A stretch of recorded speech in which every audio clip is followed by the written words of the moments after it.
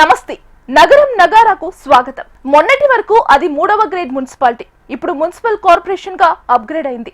తొలిసారిగా municipal corporation కు ఎన్నికలు జరగబోతున్నాయి. అదే మహబూబ్ నగర్ మున్సిపల్ కార్పొరేషన్. అయితే పాలకులు ఎందరు మారినా పాలమూరు పట్టణ ప్రజల దుస్థితి మారడం లేదు. మున్సిపాలిటీగా ఉన్న సమయంలో జరగాల్సిన అభివృద్ధి జరగకపోవడంతో ఇప్పుడు కొత్తగా ఏర్పడ్డ కార్పొరేషన్ లోనైనా అభివృద్ధి జరుగుతుందా అన్న సందేహాలు వ్యక్తమవుతున్నాయి. కొత్త మున్సిపల్ కార్పొరేషన్ లో తిష్ట వేసిన సమస్యలు ఏంటో నగరం నగారాలు ఇప్పుడు చూద్దాం. మహబూబ్ నగర్ మున్సిపాలిటీ దాదాపు 75 ఏళ్ల చరిత్ర కలిగిన ఈ మహబూబ్ నగర్ మున్సిపాలిటీ ఇప్పుడు మున్సిపల్ కార్పొరేషన్గా మారింది. మొదటిసారిగా కార్పొరేషన్లో ఎన్నికలు జరగబోతున్న నేపథ్యంలో అసలు ఈ మహబూబ్ నగర్ మున్సిపాలిటీలో ఎలాంటి సమస్యలు పేరుకుపోయాయి, అసలు జరగాల్సిన అభివృద్ధి ఎంత, జరిగింది అభివృద్ధి ఎంత, పాలకుల ముందు ఉన్న చేయాల్సిన అభివృద్ధి పనులు ఏంటి, హెచ్ఎంటీవీ అందిస్తున్న స్పెషల్ రిపోర్ట్ ఇప్పుడు చూద్దాం. అన్నీ ఉన్నా అల్లుడి నోట్లో శని అన్నట్టు తయారైంది మహబూబ్ నగర్ మున్సిపల్ కార్పొరేషన్ పరిస్థితి. దాదాపు 80 సంవత్సరాల చరిత్ర కలిగిన పాలమూరు మున్సిపాలిటీ ఇప్పుడు 60 డివిజన్లతో కార్పొరేషన్గా ఆవిర్భవించింది. త్వరలో జరగబోయే మున్సిపల్ ఎన్నికల్లో తొలిసారిగా పాలమూరు మున్సిపాలిటీకి కాకుండా కార్పొరేషన్గా ఎన్నికలకు సిద్ధమవుతోంది. అయితే కార్పొరేషన్కు జరిగే తొలి ఎన్నికల్లో మేయర్గా బీసీ మహిళ కూర్చోబోతున్నారు. ఇంతవరకు బాగానే ఉంది.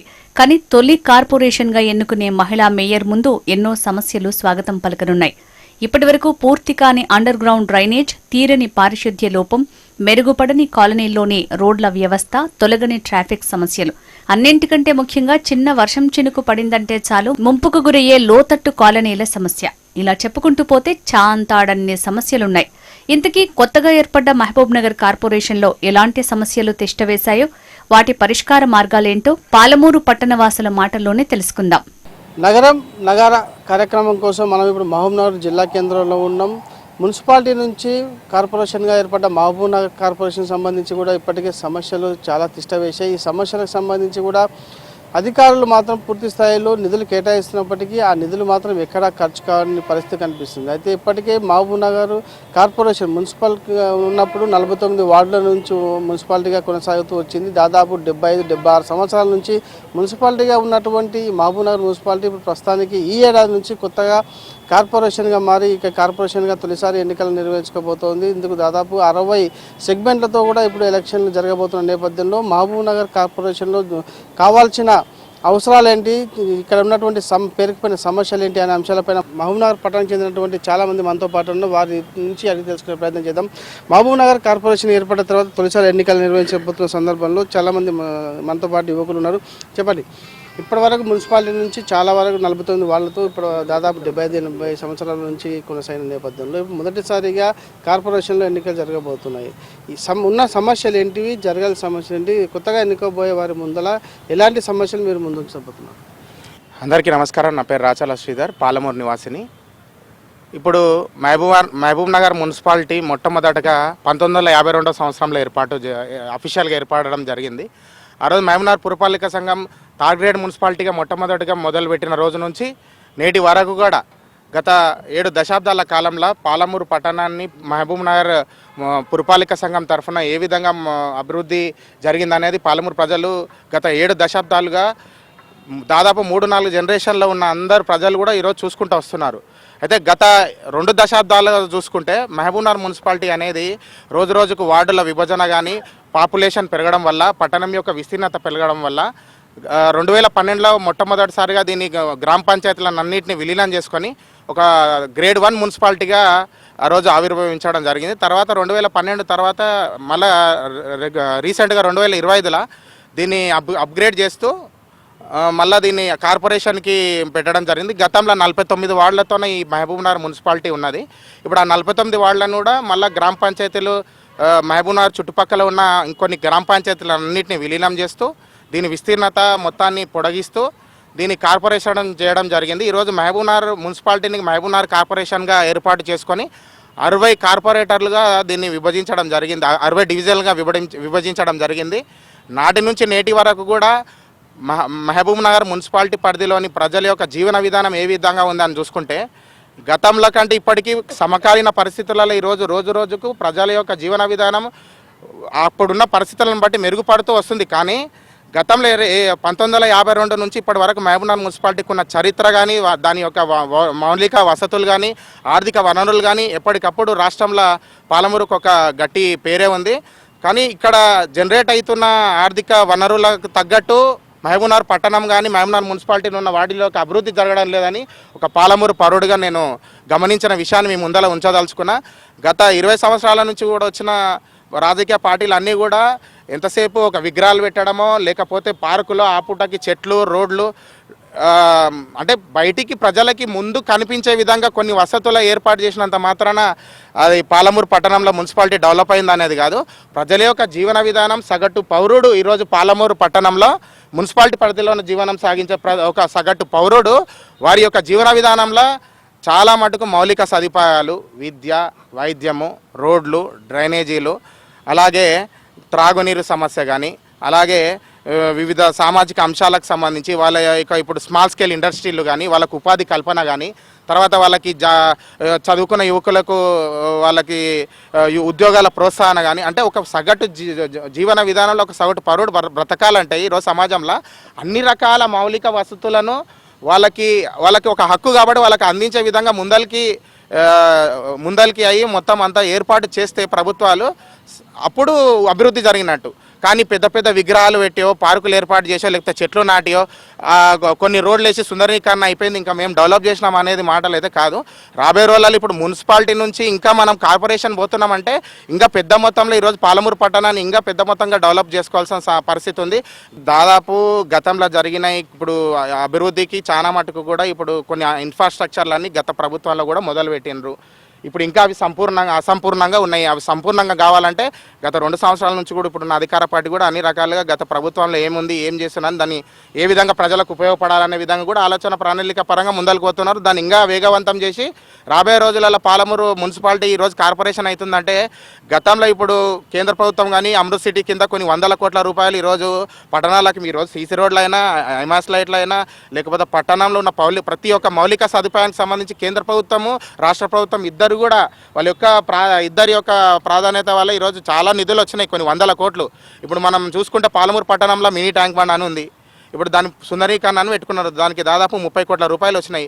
ఇప్పుడు దాన్ని మొదలుపెట్టి వదిలేసిండ్రు. కానీ ఇప్పుడు మనం ఎక్కడ చూసినా కానీ పాలమూరు మున్సిపాలిటీకి 100 కోట్ల రూపాయల త్రాగునీటి కోసం సాగునీటి కోసం అలాగే మౌలిక వసతుల కోసం వస్తుందని మాటలల్లో స్టేట్మెంట్లల్లో పేపర్ల మీద 100 కోట్ల రూపాయలు అని ఉంది. కానీ ఎక్కడ కూడా 100 కోట్ల రూపాయలు ఏ విధంగా ప్రజలకు ఉపయోగపడ్డాయి మహబూబ్నగర్ మున్సిపాలిటీ డెవలప్మెంట్కి కానీ నెక్స్ట్ ఇప్పుడు అప్గ్రేడ్ అయిన కార్పొరేషన్ కానీ ఏ విధంగా ముందలు పోతున్నాయనే ఒక ఖచ్చితమైన ప్రణాళిక కానీ గతంలో ఉన్న ప్రభుత్వం కానీ ఇప్పుడున్న ప్రభుత్వం కానీ ప్రజలకు వివరించాల్సిన అవసరం ఉంది.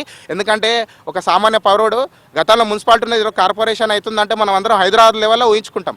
కానీ ఆ లెవెల్లో ఈరోజు ఇన్ఫ్రాస్ట్రక్చర్ డెవలప్ కావాలంటే ఓన్లీ రోడ్లు భవనాలు లేకపోతే విగ్రహాలు కాదు మౌలిక వసతులు అలాగే అన్ని రకాల సంబంధించిన సామాజిక సమకాలీన ప్రపంచంలో ఈరోజు ఏ విధంగా ముందరకు పోవాలి ఇండస్ట్రియల్ కానీ ఉద్యోగ కల్పన కానీ విద్య వైద్యం అన్ని రకాల త్రాగునీటి సమస్యలు ముఖ్యంగా ఇంకోటి ఈ పాలమూరు పట్టణానికి ఇంకొక విషయం ఏంటంటే అన్నీ కూడా గుట్టలని అడవి ప్రాంతం చాలా దగ్గరగా ఉంది. గతంలో మీరు 2 నెలల 3 నెలల కింద చూసుకుంటే చిరుతల సంచారం వన్యప్రాణులు కూడా చాలా ఇబ్బందుల పాలవుతుంది.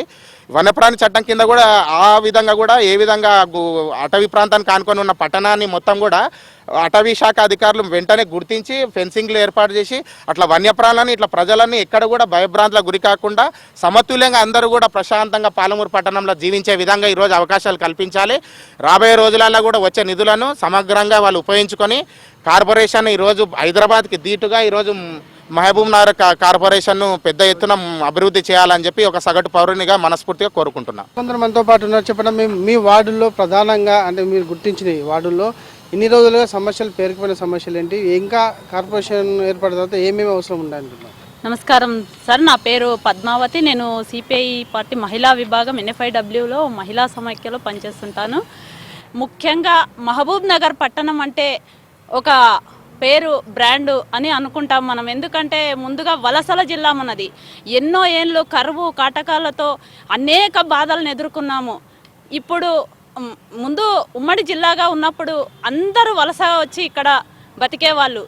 అప్పట్లో చాలా ఇబ్బందులు పడ్డారు. సరే జిల్లాలు డివైడ్ చేశారు, అర్జెంటుగా పెద్ద పెద్ద ఎస్పీ ఆఫీసులు, కలెక్టర్ ఆఫీసులు కట్టారు, కానీ పేదలకు ఇండ్లు మాత్రం ఇవ్వలేకపోయారు. ఎంత దారుణం అంటే గల్లీలలో ఇప్పటికీ అండర్ గ్రౌండ్ డ్రైనేజీలు చేస్తామన్నారు. సరే మున్సిపాలిటీ ఉన్నప్పుడు చేయలేకపోయారు. కార్పొరేషన్ అయ్యిందన్నారు, 600 కోట్ల రూపాయలు వచ్చాయన్న అని చెప్పారు ఖమ్మంకి, మహబూబ్ నగర్కి. మరి వచ్చినప్పుడైనా కనీసం పారిశుద్ధ్యం పని అయినా చేయించాలి కదా. ఒక్క గల్లీలో 2 మున్సిపల్ కార్మికులను పెడితే వాళ్ళ ఆ మురుగు కాలువలు ఇంకా కాలువలే కట్టాలి. తెలంగాణ వచ్చినాక 10 సంవత్సరాలు పాలించిన వాళ్ళు కూడా అసలు కాలువలు కట్టాలి, రోడ్లు వేయలే. ఎక్కడికక్కడ నల్లాల కోసం రోడ్లు తవ్వి పెట్టారు. కనీసం ఒక ఆటో ఎక్కి చూడండి మీరు, గల్లీలకి ఆటో రానంటారు. అంటే అంత దారుణమైన పరిస్థితులలో రోడ్లని ఎగదోశారు. ఏం చేయడానికి ఇక్కడ కప్పులో పెట్టి నీళ్ళు ఇడిచారు, అక్కడ కుల వృత్తుల వాళ్ళని బొమ్మల్ని పెట్టి వదిలేరు. అవి ఎందుకు పనికి వస్తున్నాయి? గల్లీలో తాగడానికి నీళ్లు లేనప్పుడు నువ్వు బొమ్మలకు నీళ్ళు పెడితే ఏం పనికి వస్తుంది? చెరువు సుందరీకరణ అన్నారు, 30 కోట్ల 48 కోట్ల పోషణమన్నారు. అది ఎందుకు పనికొస్తుంది? నైట్ టైంలో డ్రోన్ కెమెరాలు ఎగిరేశారు, పట్టపగలు ఎగిరేసింటే తెలిసేది జనాల అవస్థలు. కనీసం ఉండడానికి కనీస సౌకర్యాలు లేక, కూడు గూడు గుడ్డ లేక మహిళలు ఎన్ని అవస్థలు పడుతున్నారు. మహిళా సంఘాల నుంచి అభివృద్ధి చేస్తామంటున్నారు, వడ్డీ లేని రుణాలు అంటున్నారు, ముక్కు పిండి వసూలు చేస్తున్నారు వడ్డీలు.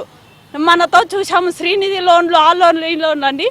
ఎంత ఇబ్బంది పరిస్థితిగా మహిళలు ఈరోజు అప్పుల పాలవుతున్నారంటే అవి కట్టలేక పట్టణంలో వ్యాపారాలు మొత్తం దెబ్బతిన్నాయి. పెద్ద పెద్ద షాపింగ్ మాల్స్ ఓపెన్ చేశారు, అక్కడ మహిళల్ని పనికి కుదిరించుకొని కేవలం 200 రూపాయలు ఇస్తున్నారు. మరి మున్సిపాలిటీ అయింది, కార్పొరేషన్ అయింది, ఇక్కడ అన్ని పన్నులు పెంచారు. మరి అద్దెకు ఉండాలంటే ఒక మహిళకి, ఒక ఇంట్లో, ఒక కుటుంబానికి మినిమం 6,000 అద్దె వసూలు చేస్తున్నారు. మీరు డబల్ బెడ్రూమ్లు అన్నారు, ఎవరికి ఇచ్చారు? పేదలకేమి ఇయ్యలే. మహిళా సంఘాల్లో పనిచేసే ఆర్పీలకి, మీ వెనక చెంచాగిరి చేసే వాళ్ళకి, పెద్ద పెద్ద వ్యాపారస్తులకు, పెద్ద పెద్ద లీడర్లకు ఇచ్చారు. నిజమైన పేదలకు ఎవ్వరికి ఇండ్లు ఇవ్వలేదు. ఈరోజు రోడ్డున పడేస్తున్నారు. మీరు భవన నిర్మాణ కార్మిక రంగంలో పనులు దొరికేవి. పూర్వం కాంగ్రెస్ హయాంలో ఇందిరమ్మ ఇల్లు ఏవో ఇచ్చారు, అప్పుడు అందరికీ పని అయినా దొరికేది. కానీ డబల్ బెడ్రూమ్ ఇండ్లు అనే పేరుతో ఎవరికో కాంట్రాక్ట్ ఇస్తున్నావు, ఎవరినో లేబర్ని బీహార్ కూలీలను తెచ్చి పని చేస్తున్నావు. ఈరోజు పట్టణంలో ఉన్న ప్రజలకు పని లేదు, ఉపాధి అవకాశాలు లేదు. ఐటీ కారిడార్ అన్నారు, 100 ఉద్యోగాలు వస్తాయన్నారు. మరి ఏమైంది? మాయమైందా? ఎక్కడ పోయింది ఐటీ కారిడార్?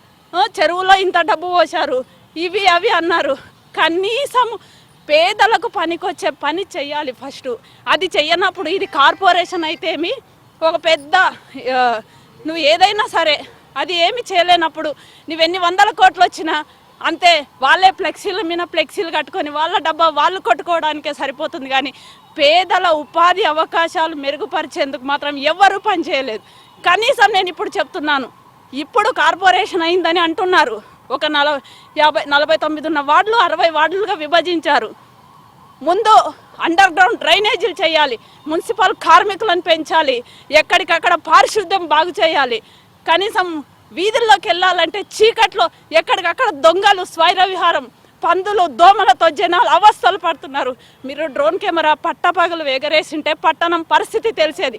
నువ్వు ఆకాశంలో తెలంగాణ, బంగారు తెలంగాణను చూస్తే ఏం పనికొస్తుంది? ఈరోజు తెలంగాణ తల్లిని నువ్వు ఆకాశంలో చూపించడం కాదు, తెలంగాణ తల్లి నేలపైన ఎలా బతుకుతుందని చూపించు. అప్పుడు ప్రజల జీవన పరిస్థితులు మెరుగుపడతాయి. కార్పొరేషన్ అయిన తర్వాత కూడా ఇలాగే ప్రవర్తిస్తే ప్రజలు ఎవరు ఊరుకోరు. పేదలకు ఇండ్లు, ఉపాధి అవకాశాలు కల్పించాలని నేను మహిళా సమైక్య తరపున